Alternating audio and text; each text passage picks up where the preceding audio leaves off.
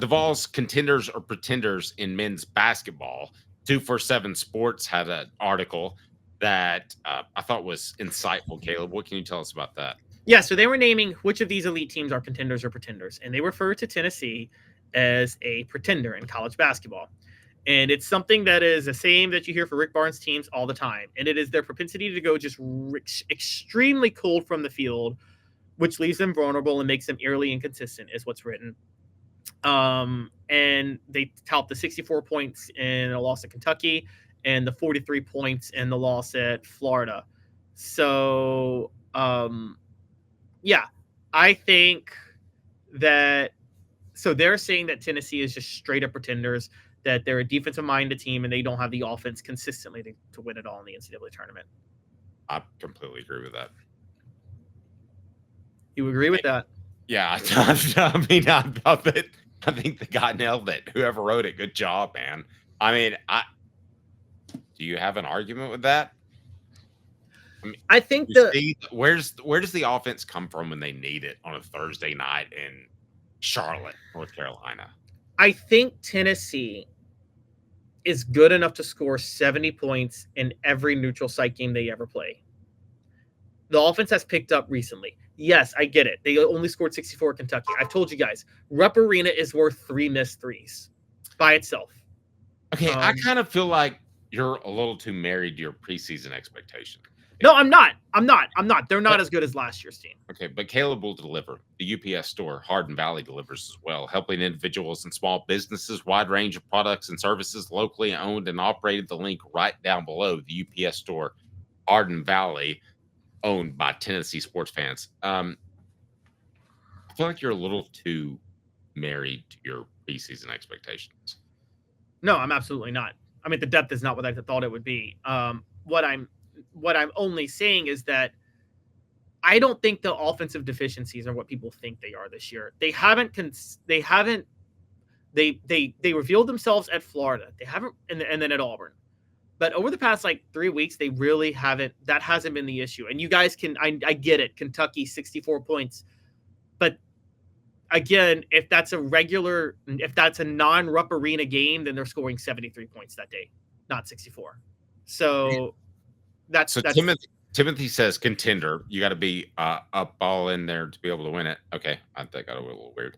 All right, can you go ahead and make that a poll question? Is Tennessee a contender or pretender? Sam says they are right. Tennessee consistently has games shooting 30% or less from the field to start games, which is insane for a good college team. It is. And then Nathaniel adds, Dalton was the exception, not the rule. Guy keeps lighting it up in the NBA. He's pretty special. Caleb, in retrospect, it looks like Tennessee went after 3 players to replace Dalton Connect and didn't end up with a Connect. Shun. They needed all 3 to Shun.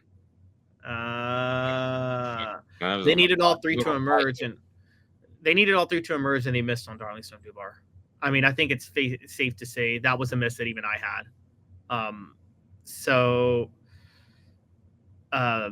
I think had Darlington Dubar been what he was at Marshall, we'd probably be talking about a different team. But Dave, let's also be fair on this. Let's say 2 things that we didn't know was going to happen.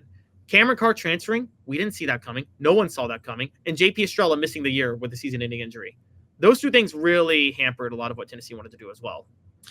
Do you think if you could go back and pull one of those players back, which would be the more valuable of the 2? Because I think one's a better player, but I'm not sure that one wouldn't be a better fit for this team. Again, the show represented by Banks & Jones, Tennessee's trial attorney, banksandjones.com. Let me ask you that question, Caleb, as we broadcast live from the Ted Russell Ford Lincoln Studios, East Tennessee's largest volume dealer, Parkside or Kingston Pike. Phenomenal. You've got to check out their selection. It is Ted Russell Ford Lincoln. Like a blast from the past, the super dealer is back. Look to the skies, Knoxville.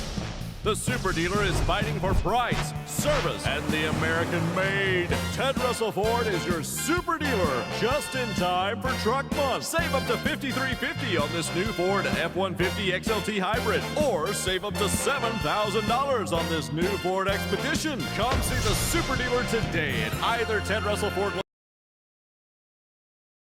All right, Caleb, answer the question I teased to you. Do I think Don't overthink it. You got this. ask the question again? I'm sorry. I totally blinked out. I don't usually do that, guys. I'm not 100% today, but what was the question again? Yeah, he's battling a cold. I thought you've done fantastic. And by the way, Derek, very nice phrase you said to say that, hey, the time flies. I can tell you guys are having fun. We appreciate that. We are. But I want to tell you guys, what you do is incredibly important. And just supporting us is a big factor. Supporting our sponsors, because we're all free on offthegsports.com, is absolutely huge. So we were discussing earlier, right before we told you how awesome that Ted Russell Ford Lincoln is. We were discussing the Vols. I remember the question now. Yes. Which player would they want back? I would go Cameron Carr. Between Estrella and Carr. I'd go Cameron Carr. I think Carr. Estrella. See, I think with Igor Milicic now moving to play under the basket, he's now gotten a lot better, and Felix Opara has become more of an offensive threat down there. I think you only need 3 bigs. I'd go Carr. Carr would be a solid wing that could be an offensive threat, which Jemai Meshack is not, causing problems. So I would go Cameron Carr. But now, once you add intangibles, given the fact that Cameron Carr just up and flippant transfer mid-season, with that in mind, I'm taking Estrella now, obviously. Okay, but what about another big? Am I the only person that is old school and loves another big? I don't think the way this team is constructed that another big would help that much. I don't think that would work too well for them. If you're going to have like the play the inside out game you're talking about, Dave, you need 2 bigs that can be offensive threats, like under the basket. And so it's just not that they both have to be able to be offensive threats. You can't just do one. You can't just go inside out with one big that's an offensive threat. And Tennessee doesn't have that. All right. Don't forget to mash the like button. Amen to that. We appreciate you, Blind Squirrel Sports. I mean, he's a Georgia fan. He's listening because we like to cover all kinds of stuff. So, Caleb, if you can, give us a reset on the poll question. Where do we stand there? All right. Are the Vols contenders or pretenders? Man, 50-50. Straight up. Nobody can agree. Now tell me. Paul Abdul. Yep. It was Paul Abdul. Yep, straight up. Now tell me, do you really want to love? Yeah, but the better version was J. Cole's remix to that song. It came out in 2011. No, that wasn't a better version. And was. No, it wasn't. And she actually led to Whitney Houston's demise. How? A long story, but I'm a I documentary. love how the Whitney PR team tried to make it out like Bobby Brown got her hooked on everything, when it's like, in reality, she was hooked before she ever met Bobby Brown. Like, I feel sympathy for Bobby Brown. He took a lot of sympathy for Bobby Brown. No, he took all the PR heat for what happened to Whitney as if it was his fault. In reality, she probably got him hooked.